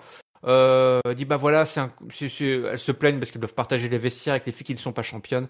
Natalia et Tegan Nox, Natalia avec son beau chapeau, je vous l'avais dit, Natalia qui, qui DDP yoga féminine, celle qui remet d'aplomb les catcheuses brisées mentalement. Elle arrive avec Tegan Nox qui elle a le genou brisé 3 fois.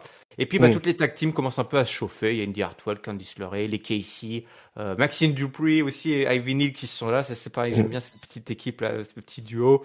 Et du coup, on a un four-way match qui est organisé pour avoir une first contender qui va être remporté par Natalia et Tegan Nox dans un match que j'ai trouvé, écoute, pas trop mal. J'ai beaucoup aimé Ivy Neal et Maxine Dupree qui ont 2 passages super sympas avec les filles qui se sont pas mal donnés. Voilà, j'ai trouvé que ça mangeait pas de pain cette séquence et c'était ce match et c'était pas trop mal. Maintenant, Tegan Nox, Natalia en first contender. Pas forcément, je pense que c'est l'équipe qui m'emballe le moins des 4. Donc c'est pour dire, vu qu'il y en a qu'on voit quasiment jamais. Mais il se passe un petit peu des choses dans la division tag team. C'est pas incroyable. C'est Chelsea Green et Piper Niven qui portent le truc. Il y a eu cette séquence où Chelsea Green part, avec Piper Niven qui part à droite, elle part à gauche, puis elle repart en tapant des talons comme ça. Tac, tac, tac, tac, tac. C'est super, c'est très drôle. On regarde la division tag team féminine pour Chelsea Green de toute façon. Oui, même pas, oui, soyons clairs. Je te rejoins. Effectivement, c'était fort sympathique. Moi, j'ai vraiment beaucoup aimé le match.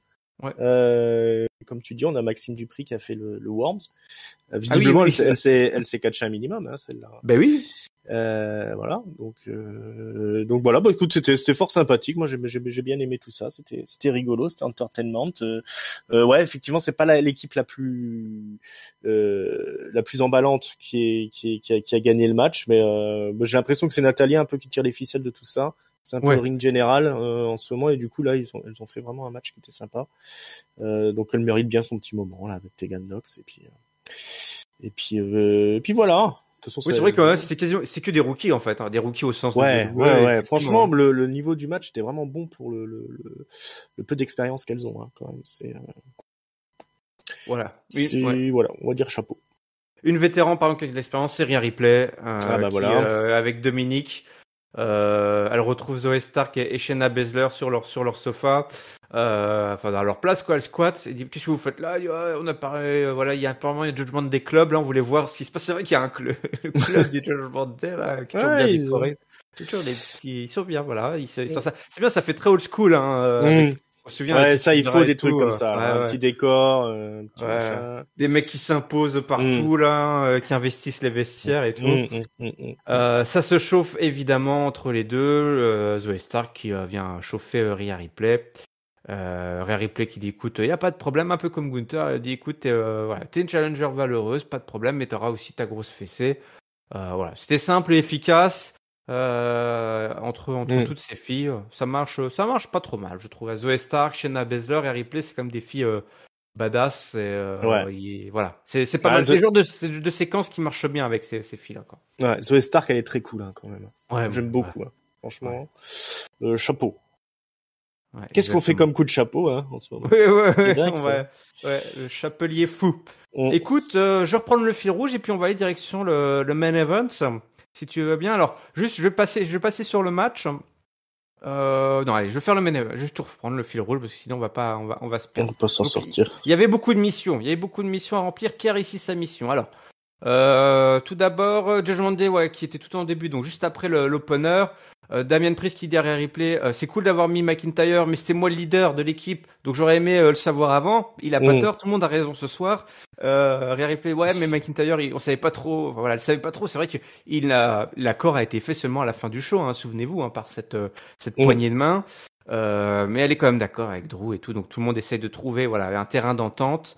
Il devrait pas tarder. Drew il devrait venir parce qu'ils doivent discuter de match pour ce soir. Priest dit attends, ça devrait être moi qui ai le match pour avoir l'avantage ce soir. Et Ripley dit non, on devrait attendre Drew. Alors je me dis Rhea Ripley, elle abuse un petit peu parce qu'elle dit à Damien Priest, c'est toi le leader de l'équipe. Puis après elle lui dit non mais attends, on va attendre que l'Écossais soit là pour en parler tous ensemble.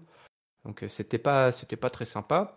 Derrière, on retrouve encore le Judgment Day. McDonough est d'accord avec Priest pour qu'il soit dans le match ce soir. Donc voilà, les vieux bon, de toute façon, il a pas trop le choix hein, vu la position qu'il a de McDonough. Quand est-ce qu'il arrive, Drew? Drew, il arrive.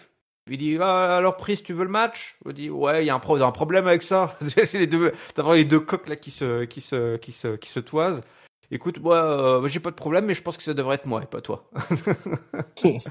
J'ai pas de problème avec vous, hein, c'est juste que j'aime pas Jey Uso, donc je vais lui casser la gueule. Priest qui ressort les vieux dossiers, il dit tu te souviens mec, tu as écouté le titre, c'était à est-ce que c'était à non, c'est pas à Puerto Rico, je sais plus, c'était quand, dans un Raw, ça doit être dans un Weekly face à cette Rollins. Bref, ça ressort les vieux dossiers. Mais tout le monde doit le titre à tout le monde. Ils sont tous empêchés de gagner. C'est bien pour ça que Roman Reigns est champion. Donc tout le monde dit faut que tu sois cool. Il dit je suis cool. Tu sais les mecs en étant bien nerveux. Et puis à la fin il dit d'accord, c'est toi qui seras dans le match. Et donc McIntyre dit voilà, t'es un vrai leader mon poteau. Pendant ce temps-là, Jey Uso, Rollins, tout le monde cherche à trouver un mec. Donc tout le monde a des idées un petit peu. Et apparemment, on a le droit d'aller chercher du côté de SmackDown aussi. Voilà. Donc tout le monde dit je connais quelqu'un, y compris Cody qui dit qu'il a un vieil ami qui peut appeler. Donc là ça cogite, hein, la tête de Ringside à ce moment-là il dit attends, tête d'Ibiasi. Les choix sont légion. Les choix sont légion. Et puis on arrive tranquillement, je pense, à la fin de ce truc quoi. Jey Uso, Seth Rollins, ça se chauffe un petit peu. Pour l'avantage, le Citroën dit à Jey, écoute, faut que tu gagnes, hein, mon gars. Hein. Il était sérieux, il était comme sérieux. Il y a une pression, une tension quand même assez folle. Drew qui encourage Damien Priest qui arrête Drew avant son match. Dit écoute, parfait, pas d'aide. De toute façon, j'allais pas t'en donner. Il dit écoute, je veux pas te donner, j'allais pas te donner. Donc tu chopes l'avantage et l'autre tu dis de toute façon, je vais tuer Jey Uso ce soir, vous allez voir. Coup dur pour les babyface qui ont trouvé personne, sauf Cody qui dit moi le mec que j'ai appelé, il a répondu et il a accepté, il sera dans le match. Donc là c'est chaud. Derrière, Drew McIntyre, mon bon ringside, il va tout simplement battre Jey Uso clean sur le futur choc DDT. Alors ça, tu l'avais pas vu venir, le futur choc DDT qui vient finir donc notre ami Jey Uso dans un match solide de gars sûrs. Et puis derrière, ringside derrière, tout simplement. Voilà, c'est le moment qu'on attend tous. Ripley et ringside. Elle dit à Drew McIntyre d'en finir avec Jey Uso. Jey qui ramène McIntyre qui vient offrir Jey Uso au Judgment Day en le plaçant sur la table des commentateurs. Mais ils s'en sortent, ils se barrent. Jey, alors que le Judgment Day justement arrive là, à ce moment-là, pour attaquer Jey Uso, pardon. Et la musique de Cody Rhodes, la cavalerie arrive pour repousser le Judgment Day. Et là, l'annonce est donnée. Alors, avec la subtilité qu'on lui connaît de Cody Rhodes. Nous, on a un gars avec qui il a une legacy, donc un héritage. Ah oui, voilà. Alors là, l'indice, c'est gros. L'indice, c'était là. C'est sûr, c'est DiBiase. C'est ça. Un Apex Predator. Ouais, peut-être DiBiase, peut-être. Peut-être, ouais. Moi, je crois qu'il a des ennuis judiciaires quand même, dernièrement. C'est pas ouf. C'est peut-être que en prison, un homme en prison, ça change un homme. Puis la foule qui chante le nom de celui dont on ne doit pas prononcer le nom, et ça se termine. Oui, puis aussi il dit c'est pas des voix que j'ai dans nos têtes. Tout le monde ici a raison, et le show se termine comme ça. Voilà. Gros morceau, gros fil rouge. Une surprise, pas une surprise. En tout cas, les indices sont plus que des indices. C'est le cadre des spoilers. Mais est-ce qu'on y croit vraiment? Apparemment, depuis que ça a été révélé, tout le monde était au courant avant. Donc, apparemment, c'est pas une surprise. On savait tous que ce serait Randy Orton. Moi, personnellement, je pensais plutôt que ce serait LA Knight. Mais, faut pas assez bien m'y connaître, je pense. Ouais. Mais, au jour d'aujourd'hui, il est acté que c'était transparent que ce serait Randy Orton pour ce War Games. Moi, je trouve que ça va être chaud quand même de faire revenir Randy, là, qui était, à 2 doigts de la retraite, dans un War Games. Donc bon, je vais pas tirer des plans sur la comète, mais à mon avis, il va y avoir une belle trahison de Orton dans ce War Games, si c'est bien lui qui arrive au show. Mais je pense que c'est le cas. Je vois pas pourquoi il ferait une annonce comme ça. Elle est vraiment bizarre quand même, cette annonce de Cody là qui donne pas le nom. Il y a pas d'arrivée. C'est un peu anticlimatique, comme on dit. Ouais. Là, c'est aussi, il tente des trucs des fois. On se pose des questions. C'était quelle semaine, là aussi, où ils avaient terminé sur rien du tout. Enfin, je ne sais plus. C'est la première fois, t'as raison. Ouais. Des fois, ils font des trucs bizarres. Voilà. Mais sinon, après, tout le reste, le fil rouge de l'émission, c'était sympathique. Les interactions entre Drew McIntyre et le Judgment Day. Le match était très propre contre Jey Uso. Jey Uso, malheureusement, qui fait pas le point face à Drew McIntyre, qui effectivement ressort le futur choc DDT pour terminer le match. Voilà, l'arrivée des beaux gosses. C'est tendu, ça va être violent. À mon avis, on va avoir un sacré gros truc. L'année dernière, c'était excellent, le War Games. Parce que c'est vrai qu'on est un petit peu contre le fait qu'ils aient mis la stipu War Games à Survivor Series. On préférait avoir nos matchs par élimination, tout ça. Mais en tout cas, l'année dernière, c'était quand même de la bombe avec Sami Zayn et tout ça, le Survivor Series. Donc moi, je m'attends à quelque chose d'équivalent avec Randy Orton, du coup, pour le coup. Voilà, moi, c'est dommage qu'ils aient mis en scène ça comme ça avec ce bon vieux Cody qui fait le jeu avec la foule là. Moi, ils vont rattraper ça à Survivor Series, je pense. Ouais, ils vont rattraper ça. Oui, effectivement, c'est l'annonce soit trop subtil, soit pas assez, je ne sais pas. Mais en tout cas, effectivement, on a eu le même fil rouge à SmackDown. Là, c'est plus intéressant ce qui se passait du côté de Judgment Day, effectivement. C'était sympa avec toutes ces interactions avec Drew McIntyre. J'ai beaucoup aimé, ce combat d'ego entre Damian Priest et Drew McIntyre. Mais chacun a une mission différente, donc ça, c'est plutôt cool. Drew McIntyre, il veut juste tuer Jey Uso. C'est assez simple. Pour l'arrivée, en ce qui concerne Randy Orton, je suis un peu mitigé, je sais pas trop, je suis comme toi, je me dis, le mec était sur le banc de tout, il était en train de couler, il était en pré-retraite, avec ses gosses, à sauter dans la piscine. Apparemment, les médecins lui ont dit, il faut plus catcher, c'est très étonnant. Je suis pas, après le mec s'il revient, il revient pas, mais moi ça me fait toujours un peu peur, ces mecs qui reviennent alors que le mec a une carrière de ouf, il y aurait pas de honte à s'arrêter là. Si toi, il est pas pas obligé de revenir, mais bon, personne n'a envie d'arrêter, hein. Les catcheurs n'ont jamais envie d'arrêter, évidemment. Il n'y a pas de retraite dans le catch. Ça me fait un petit peu peur. Ouais, et puis je sais pas, ouais, il revient comme ça, mais est-ce que c'est vraiment comme ça qu'on aurait envie qu'il revienne dans ce cadre-là? Hein, le truc était déjà bien fat, quoi. Enfin, c'était pas nécessaire, comme je dis, moi. LA Knight, puis LA Knight, ça coulait. Là, ok, d'accord, ce sera le retour de Randy Orton. Alors, est-ce que on va pas nous faire un swerve parce que du coup, même tout le monde sait que ça va être Randy Orton, y compris les heels, toi. Est-ce que les heels vont faire un sale coup et ils vont l'attendre à l'arrivée? Ouais, aller le chercher dans sa piscine, toi, carrément. Et puis et du coup, LA Knight qui a croisé Cody Rhodes la semaine dernière pourrait peut-être et qui est sans programme remplacer au pied levé notre ami Randy, je ne sais pas, hein, mais on sent quand même qu'il va y avoir un truc. C'est trop simple là, c'est trop gros. Mais bon, je vois vraiment pas Orton dans la cage se faire maltraiter. Ouais, tu vois ce que je veux dire, finir en sang à coup de kendo stick là. Parce qu'il peut pas venir et ne rien faire à toi. Bah, c'est ça. Il va pas non plus rester, juste passer dans le coin du ring et puis. Ouais. Puis même à RKO, c'est cette prise-là il en paye le prix aussi de. Bah, il le dit lui-même, hein. S'il devait retourner dans le passé, le chose qui changerait, c'est son finisher, quoi. Il a choisi le finisher le pire pour un catcher, quoi. Ouais. Gros bum sur le dos. Le bum sur le dos, tous les jours, quoi. Quand ils sont retournés, tous les jours, ils faisaient ça, quoi. C'était chaud, quoi. Bon, en tout cas, c'est comme ça que ça se termine, effectivement, de façon un petit peu anticlimatique. Mais bon, c'est Cody Rhodes, des fois, il veut trop en faire, et du coup, il nous fait des... il fait toujours au plus bas là. Moi, je vous dis, c'est Ted DiBiase qui arrive. Donc, accrochez vos ceintures. Ouais, tenez-vous bien. Il a besoin d'argent. Bon, nous, on a besoin de notes, de top et de flop pour mon ringside. Alors, dans tout ce gros burger du lundi soir, qu'est-ce qui a retenu ton attention, ton top, ton flop et ta note, s'il te plaît? Je vais donner le top à Gunther pour sa magnifique promo face aux Miz là, c'était exceptionnel.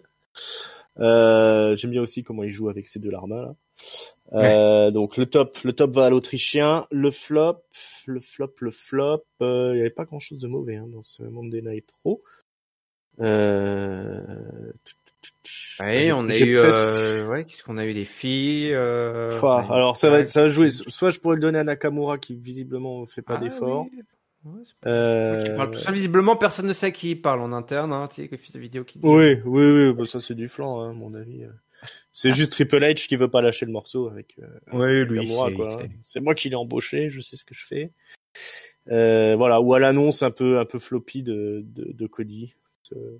Je sais pas, mon cœur. Je vais quand même le donner à l'annonce du retour d'Orton qui était un petit peu bizarre, quoi. C'est une drôle de façon de faire ça. On quitte l'émission sur une drôle de note.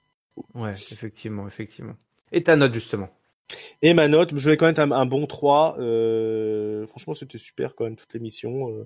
Oui. Je ne cesse de le dire, là, on est vraiment dans une grande année là au niveau des weekly. Enfin, dans la WWE en général, hein, j'étais un peu déçu sur les 3 derniers pay-per-view, mais c'est du détail, quoi. Là, à chaque fois, ça repart chaque semaine avec des grosses émissions.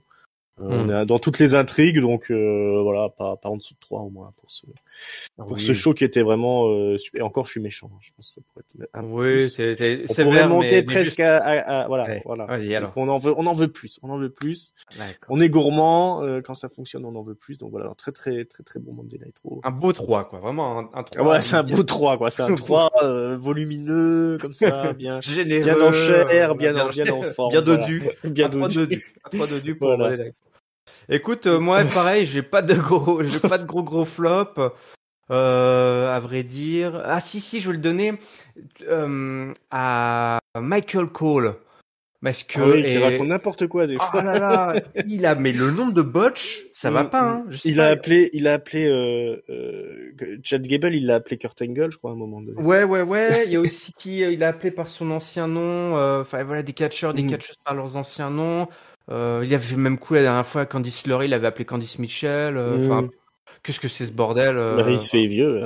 Hein, ouais, les noms des prises, ils se plantent. Et puis des fois, Wade Barrett, des fois du coup, il tombait dans le truc et tout. Si ça n'avait pas. Donc les commentateurs, c'était pas une belle soirée. Donc voilà, Michael Cole sur cette dernière semaine, je sais pas. On dit Michael Cole, ouais, il avait loupé que 2 weekly.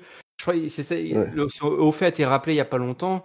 On lui avait un petit peu ciré les chaussures. Ouais, Michael Cole, voilà, ça fait tu n'as loupé que 2 weekly et tout. Et puis à partir de ce moment-là, il fait de la merde.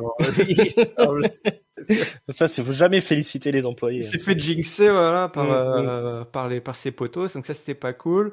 Et puis mon top, il y a eu beaucoup de choses. Allez, je vais le donner au match Nia Jax versus Raquel Rodriguez, porté par la foule. Je sais pas si je préfère. La foule était à fond dedans. Je n'ai pas compris. C'est un peu bizarre. Mais c'était vraiment cool. Et puis, bah, écoute, moi, je vais donner 3,5, moi, Monday Nitro.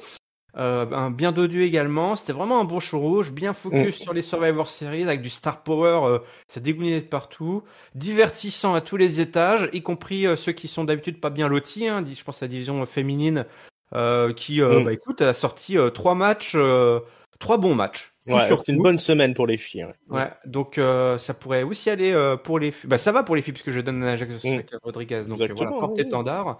Tout est cohérent dans ton analyse. Évidemment. Il y a de la cohérence quand tu es là, mon bon Ringside. Et quand tu n'es pas là que ça part en cacahuète. Voilà, la caution cohérence de catch-up. Bon, gros carton d'audience pour SmackDown et pour Monday Nitro. Ah ouais, les chiffres sont tombés, ils sont bons. Ouais, très bien. En plus Monday Nitro, ils étaient face à une grosse concurrence du football américain là, ouais, et des scores étonnants, et en particulier Damage Control qui fait des pics d'audience assez incroyables à SmackDown. Je tenais à le souligner. On va terminer sur cette dernière information, pas du tout on vise personne avec cette dernière information. C'est des infos sur des chiffres. C'est les chiffres qui parlent. Qu'est-ce que vous voulez qu'ils fassent? Allez, bon, catch-up, on vous rappelle, votre podcast gratuit, il suffit de vous abonner comme dit Ringside à chaque fois, c'est simple.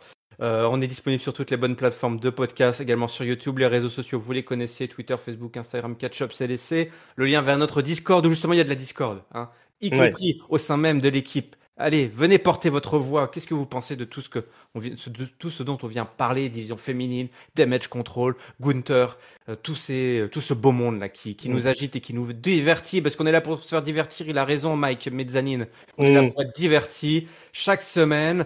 Et puis les pronos qui vont arriver, il faut que je m'y mette là avant le week-end pour Survivor Series. On vous prépare ça tombera justement. Venez sur le Discord, comme ça vous aurez le lien qui vous sera fourni. Merci Ringside d'être venu un petit peu reposer les cartes sur table et remettre tout d'aplomb là, parce que voilà, on commence à dire n'importe quoi dans ce podcast.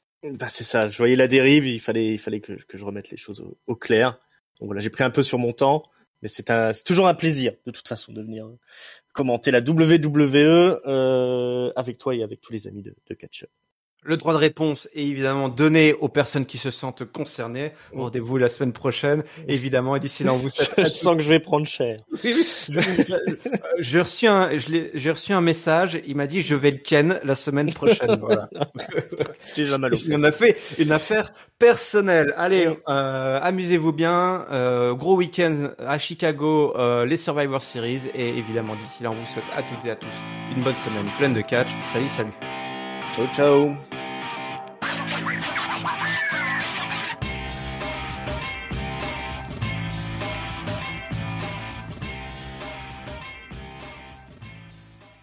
Je viens de recevoir un autre message de Giscal qui vient de me partager sa géolocalisation.